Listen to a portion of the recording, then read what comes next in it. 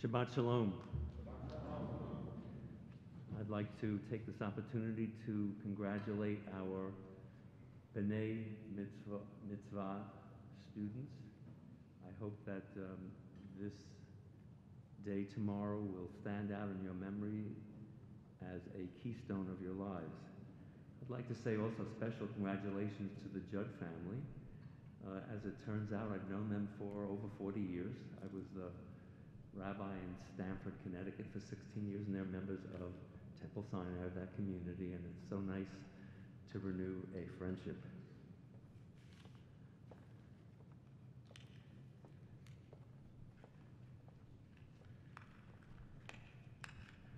I feel a little bit like a cross between the Lone Ranger and Donald Duck.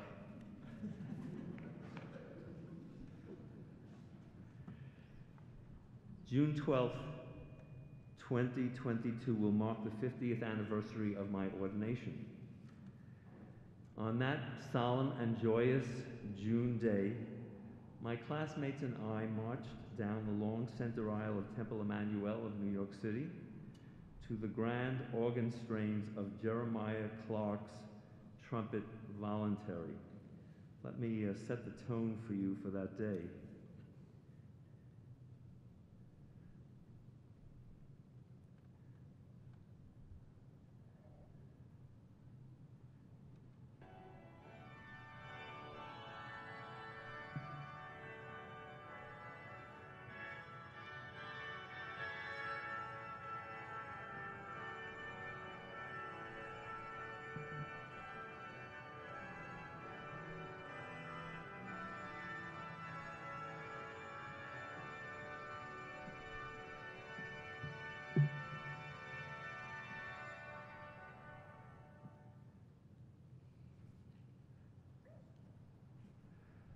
On the pulpit, the president of the Hebrew Union College Jewish Institute of Religion placed his hands on my shoulders for what's called smicha, the laying on of hands, ordination.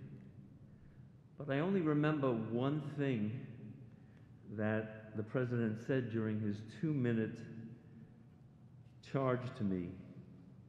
He said, "Be careful, the steps are slippery."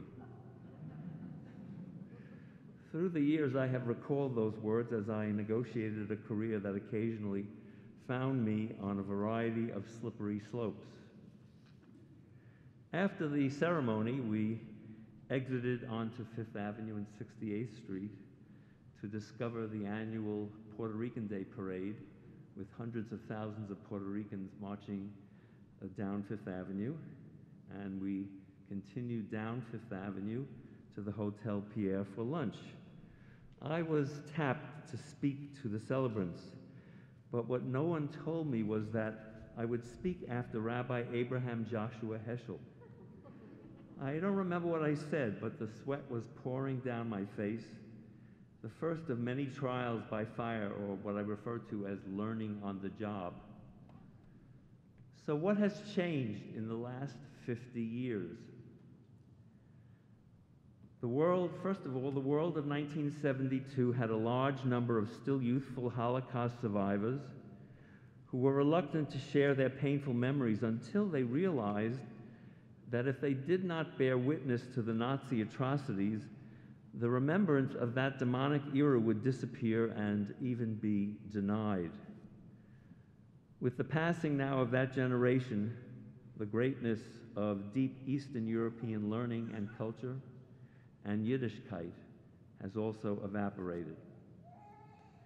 2, the major religious movements, Reform, Conservative, and Orthodox, no longer resonate as contemporary post-denominational Jews self-define themselves. A Pew study applies judgmental terms such as religious promiscuity, religious infidelity, swingers and switchers to the people who move with ease and without guilt from religious and communal institutions to other spiritual groupings in order to sample the religious beliefs and practices of those other than their own. I'll share some of the ways that Jews now self-define themselves. 1, Not very Jewish Jews, often called psychological Jews or post-religious Jews, are marginal Jews defined by ignorance of rites, rituals, and history, with few, if any, passionate attachments or connections to the Jewish community. 2, no longer Jewish Jews have tossed their Judaism aside, unlikely to ever be drawn back into the fold. 3, suddenly Jewish Jews discover their hidden Jewish ancestry that results in a resurgence of Jewish participation. Stephen Dubner, for example, author of Turbulent Souls, A Catholic Son's Return to His Jewish Family, grew up in a devoutly Catholic home where he said rosary every night, and he discovered his Jewish roots that brought him back to Judaism. 4, very Jewish Jews affiliate, support, and participate in synagogues and Jewish cultural and educational and social action programs and institutions. 5, we've always done it that way Jews believe that their ritual practice and worship comprise tradition and that any deviation is met with disdain. 6, half-Jewish Jews, the progeny of Jews married to non-Jews, attempt to blend two halves into a single hybrid, that such consummate outsider-insiders not be ashamed of their neitherness, referred to by one commentator as a dazzling act of existential virtuosity. Some years ago, a group of adult children of interfaith marriages formed a group called the Parvas, taking the dietary term for neither meat nor milk to describe the fine line they walk between two distinct religious traditions, neither embracing nor rejecting either. Half Jewish, half Southern Baptist actor and comedian Jeff Kent suggests that halvesies should be addressed by a 12-step program. Half Jewish, half Catholic comic Bill Maher joked, "I used to go into the confessional and I would bring a lawyer with me. In the confessional, I would begin by saying, 'Bless me, Father, for I have sinned,' and then add, 'I think you know Mr. Cohen over here.'" 7, broad-spectrum Jews are LGBTQ reconstituted families and interracial groupings with special needs. They hope that congregations will be open and embracing, even though at times they may feel shunned by the establishment, congregation, and institutions. 8, non-Jewish Jews are individuals, technically not Jewish, but in relationship with Jews, where they promote Jewish households and children and are supported and participate in rituals, holiday, and life cycle events of family members. 9, spiritual but not religious Jews is the mantra for Jews who avoid faith labels and are almost never found in the synagogue, where they feel alienated, or at a Passover Seder that they find to be insipid. The vast majority of spiritual but not religious Jews believes in God, and more than half report that they pray daily. Spiritual but not religious Jews look for what Swiss psychologist Carl Jung termed synchronicity, meaningful coincidence, events so timely and moving that they are beyond mere chance. Or what theologian Rudolf Otto termed numinosity, the irresistible, undeniable, unforgettable feeling of being in the presence of the divine. 10, unconventional, hipster, unorthodox, or emergent Jews. They're young, fiercely independent, religious drifters who think it is cool to be Jewish, but find organized religious life to be increasingly irrelevant. 11, absent male Jews. Disengaged, vanished male teenagers and adult worshipers, learners, Torah students, and religious educators are driven away by what they term the feminization of religion. In Why Men Hate Going to Church, David Morrow suggests that churches are spiritual sorority houses. This especially is puzzling because in traditional male-dominated Orthodox congregations, men continue to play important roles. 12, Alimony Jews. These are Jews that are often the wealthiest members of a congregation. They support Judaism, but they're unwilling to live with it.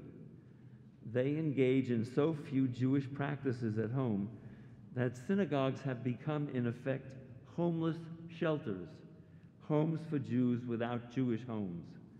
They expect the synagogue to be a surrogate Jewish parent and the rabbi to be their Shabbos Jew, the one who does it all so they don't have to do anything.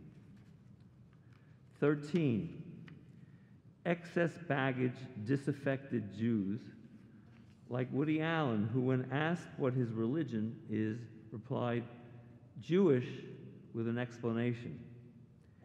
These explanations play out in synagogues in a variety of different scenarios as they unpack their baggage in board and committee meetings, in offices, in schools, and sanctuaries, often with a large dose of angst, anger, and at times self-hatred. Often referred to as nuns, people without religious practice and affiliation now comprise 25% of the U.S. population, as church membership has dropped from 68% in the early 1990s to 45% at the present time. 20 years ago, Robert Putnam wrote Bowling Alone, The Collapse and Revival of American Community. He pointed out that we are pulling inward, away from neighborhoods and friendships, from family and faith communities, at the same time that technology is increasingly leading to social isolation and uncivil behavior. Putnam was prescient. He said, we have lost our social capital that helps people find jobs, solve problems, control crime, and foster a sense of well-being.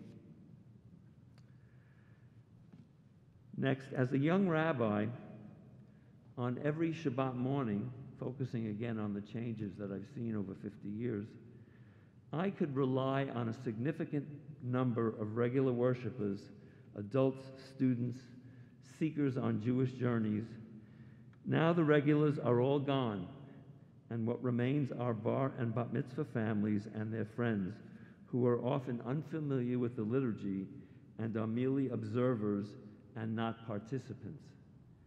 However, one positive sign is robust Shabbat morning Torah study that many congregations offer today.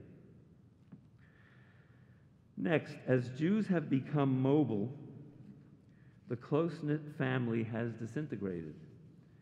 Rather than make religious organizations more important because of the need to address loneliness and depression, ties to clergy and houses of worship have weakened. Consider how many people entrust their life cycle events to family and friends who sign up for mail-order clergy for a day certification. My own theology has evolved through the centuries, through the half-century, from complete uncertainty to a firmer, more grounded belief. Denise Levertov's poem, The Thread, expresses how I feel drawn closer to the Holy One, though not necessarily in a traditional sense. She writes, something is very gently, invisibly, silently pulling at me.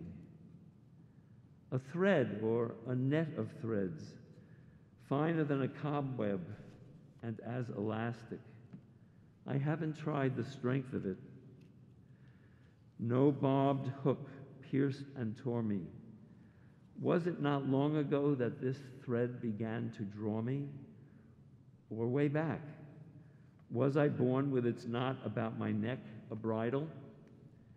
Not fear, but a stirring of wonder makes me catch my breath when I feel the tug of it, when I thought it had loosened itself and gone. I believe that we bring God into the world by mitzvot, the kind and generous acts that we perform in honest connections that have often unintended and unexplainable consequences. Martin Buber's philosophy resonates in me because Buber says that real meaning is in the I-thou relationship, which he defines as something that is momentary, that appears when you least expect it, provides a profound sense of the divine. The I-thou relationship can be found in the sacredness between a husband and wife, or two friends, or in a special relationship to something in the natural world. Everything else is an I-it. I have an I-it with this lectern or a chair and so forth. I'm using it. I-thou, however, is subjective and embracing of metaphors, feelings, affect, and emotion, while I-it is objective, the cognitive search for hard facts. I have felt the I-thou relationship in my marriage, my wedding, my relationship with my children, watching them being born. These are exquisite moments of I-thou, feeling touched not only by the miracle of new life, but by a divine moment frozen in time and sealed into memory. That is what I hope for tonight's celebrants. My daughter, for example, was born with eyes wide open, looking all around as if to say, "Ooh, what is this place?" I find it in the joy of parenthood and those moments of intense bliss while watching them grow up, witnessing their achievements and being truly grateful for these gifts. To look backward and forward at the same time, at the same instant, to understand and to be sympathetic to our parents and our children in the same moment is an extraordinary vantage point, and the privilege of standing at the crossroads of time, peering into the past, the present, and the future in the same instant, contains the sacred. I will always be grateful, and I thank God every day for the gift of my family. I have a profound sense in those moments of there being something deeper and more powerful than there is the rest of the time. These I-thou moments are extraordinary highs. Everything else is whirling around, and it goes by so fast. But what remains is the intense sense of something so joyous, something so deep and so beautiful that it's lasting for years. I can conjure that up, and I have for my whole life. Being a rabbi has enabled me to share both high and low moments with people who have let me into their lives, people who struggle to embrace faith that is comforting and sustaining. I was proud to begin my rabbinic career mindful of the model of a weary Moses who could no longer hold his arms aloft. Aaron and Hur supported him, and he was uplifted. The words of the psalmist in Psalm 84 speak to me. Gam brachot yateh moreh. Surely blessings enfold a teacher. And I have felt uplifted by colleagues and congregations I have served, the people I have counseled, the students I have taught. All of them have touched my life. Thank you all tonight for sharing this journey with me. Shabbat Shalom.